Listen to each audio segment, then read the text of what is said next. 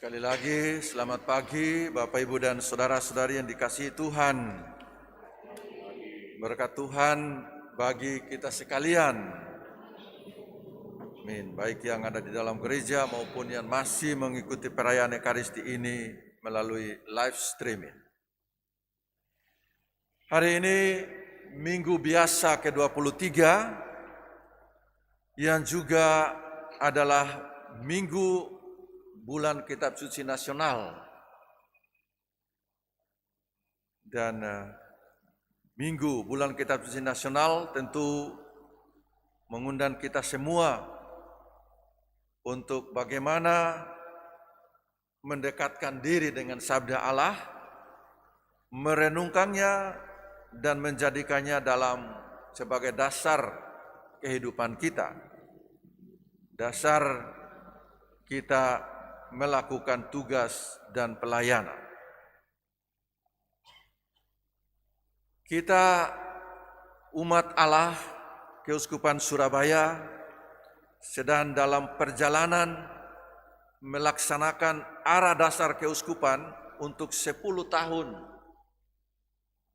ini sampai 2020 sampai dengan 2030. Dan arah dasarnya masih sama, sebagai murid-murid Tuhan, semakin dewasa, guyup, penuh pelayanan dan misioner, tetapi penekanannya pada lingkungan umat basis gereja kecil. Dan di dalam 10 tahun ini gereja sudah mempunyai rencana setiap tahun, setiap 2 tahun mempunyai permenungan yang khusus. Kita sudah mengawalinya dengan tahun 2020 dengan topik yang mengundang kita untuk bertobat, memulai dengan pertobatan. Lalu dalam 2 tahun selanjutnya yang menjadi satu kesatuan, yaitu tahun 2021 dan 2022, mengundang kita semua sebagai umat Keuskupan Surabaya untuk merenungkan tentang kemuridan. Dan setiap tahun mempunyai penekanan yang berbeda. Tahun 2021 ini mengundang kita semua untuk mengenal Yesus lebih dekat. 2021 dan nanti 2022 akan mengundang kita untuk merenungkan persatuan dengan Kristus. Sedangkan 2021 ini mengenal Kristus. Maka dalam perencanaan, melaksanakan perencanaan pada bulan Kitab Suci Nasional ini, Gereja Keuskupan Surabaya sudah membantu kita dengan menyiapkan beberapa topik. Ya, topik bulan Kitab Suci Nasional tahun ini adalah mengenal Yesus sebagai Guru dan Tuhan dalam Injil Markus. Beberapa topik akan diberikan kepada kita sebagai umat Allah dalam Injil Markus, yaitu Yesus sebagai Guru yang mengajar dengan penuh kekuasaan, Yesus sebagai Guru yang membuka wawasan murid-muridnya, Yesus sebagai Guru yang diandalkan, dan Yesus sebagai Guru yang melayani. Itulah topik-topik permenungan yang diberikan oleh Keuskupan dalam mengisi bulan Kitab Suci Nasional. Dan minggu ini dari bacaan Injil yang kita dengar, kita bisa mengikuti salah satu penekanan yang ditekankan oleh Markus dalam Injilnya, yaitu Yesus sebagai Guru yang melayani. Tetapi pelayanan ini berdasarkan belas kasihan terhadap umat Allah. Dalam bacaan Injil tadi kita mendengar bahwa Yesus tergerak oleh belas kasihan terhadap orang yang menderita, orang yang malang, dan orang yang tidak mampu membantu dirinya sendiri. Yang diceritakan oleh Markus atau yang diberikan keterangan sebagai orang yang tuli dan bisu. Bapak Ibu, kita membayangkan sendiri orang yang tuli dan bisu. Tuli tidak bisa mendengar, bisu tidak bisa berbicara. Tadi istilahnya gagap.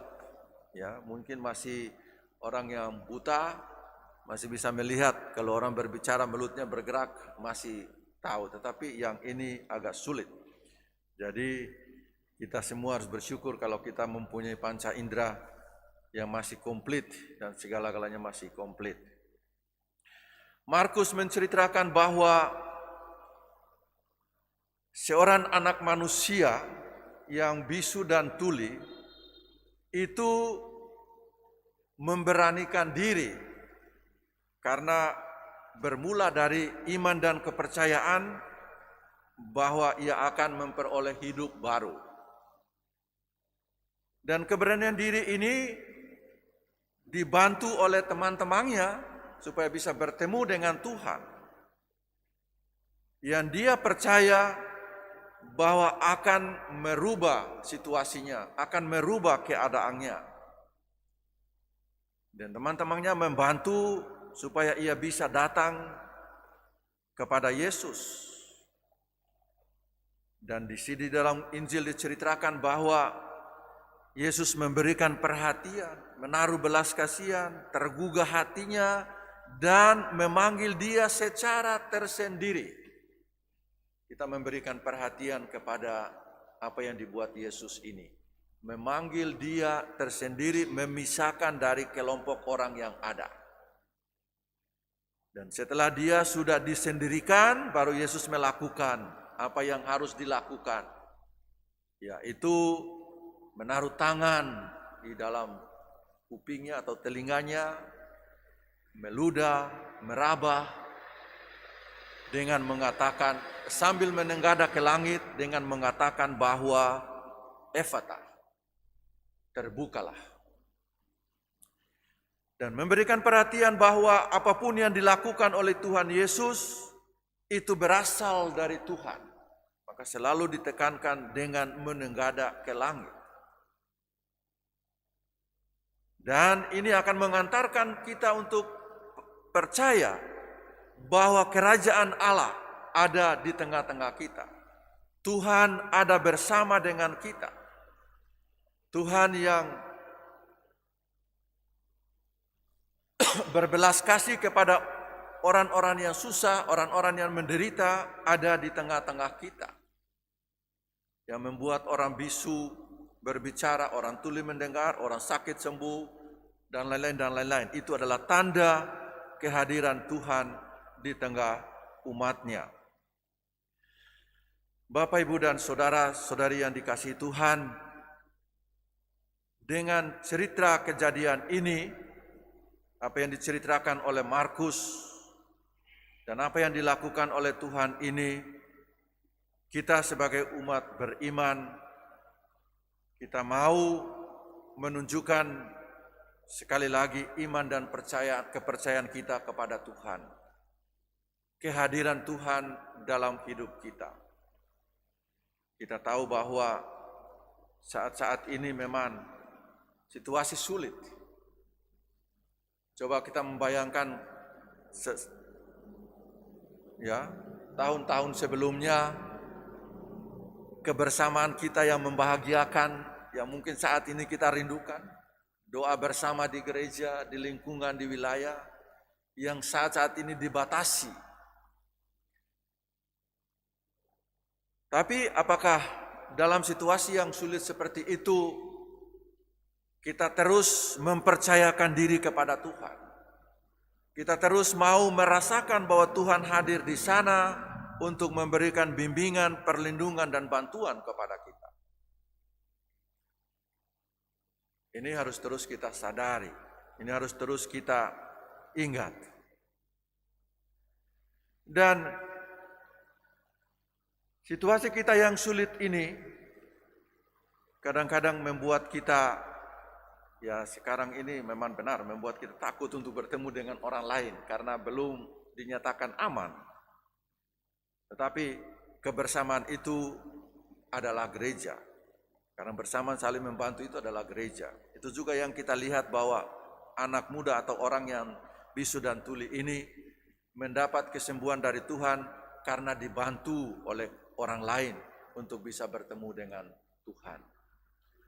Maka saling membantu di dalam keluarga, saling membantu di dalam lingkungan, saling membantu di dalam tugas dan pelayanan untuk bertemu dengan Tuhan, untuk mendengar suara Tuhan, itu adalah salah satu aspek kemuridan kita yang sangat penting. Maka Bapak Ibu dan saudara-saudara yang dikasihi Tuhan, jangan lupa bahwa Tuhan ada. Mari kita terus berusaha untuk saling membantu, walaupun hanya melalui dunia maya, tetapi kita terus berusaha sedikit demi sedikit untuk saling membantu. Tuhan mengingatkan kita, ya, secara khusus hari ini untuk terbuka, Efatah. Efatah ini mungkin secara khusus di dalam Injil ini diceritakan untuk orang yang bisu dan tuli secara fisik, tapi lebih jauh lagi bagi kita untuk merenungkan sejauh mana kita terbuka pada firman Tuhan. Sejauh mana kita mendengarkan firman Tuhan dan firman Tuhan itu bergema dalam hidup. Dan gema dalam hidupnya itu membawa keselamatan kepada kita dan keselamatan kepada orang lain. Maaf. Tadi dalam bacaan diceritakan bahwa ketika orang itu mendengar firman Tuhan dan diselamatkan, Tuhan Yesus meminta untuk tidak menceritakan kepada orang lain. Tetapi